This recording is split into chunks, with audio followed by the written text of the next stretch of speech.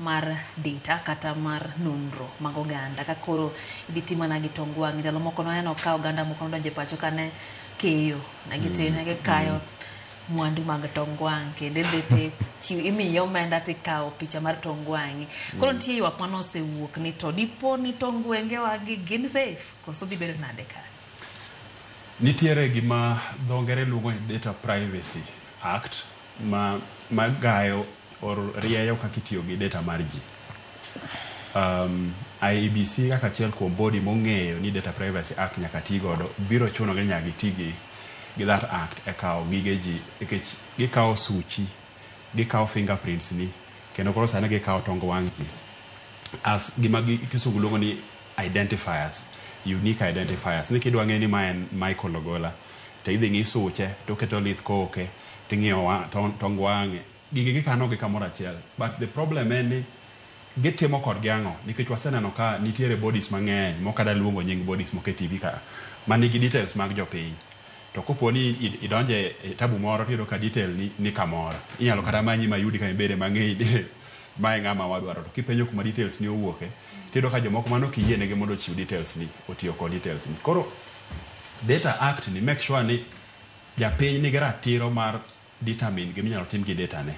Data wachiwo ne IEBC only for identification chieng' kura mana mar identify ni ma en an to gimora mora beyond that ka gitiyo godo to en dhi ataro mar ratich oganda. Aseneno ka ywagno nitie en very legitimate but ochalre gi mana kaka kawo suchi ji kaka nege kawo fingerprints mag ji en the same thing ma identify just to make sure ni ma en ng'ane ma onge to mora mora. And IEBC are bound by that law to make sure ni mane gima gitimo kode kende ma oge kawe gi miye jomoko otimo kode any other business mok mar gokura. To nitie ywak mosebedo ni piny Kenya ka yudo ka thoth law kaki wache no ok ti ahinya. Point mo wacho ma yiego kabisa chirka mo wacho point neno ni chike gi nitie to jitima tima dwachgi jo government ong'eyo ni ma en tok chik to gidhi gitime atima nikech at that moment gin gi power mar overwriting chik no, but katiba mar Kenya owacho ni onge ng'ama ni above the law. Ka yudo ka data ni otigodo marach mopogore kaka ni yiene mondo ti kode in gi thuolo mar tero joge court kendo inyalo claim mondo chuli kuom damages magitimo gitiyo gi data ni e yo mopogore. Man is what the Data Privacy Act is about. En mi ratiro mar determine gimidhi tim gi data ni kotim kode gimopogore gi mani yie to inyalo tero joge court mondo idonjnegi mondo koto oyal kesno.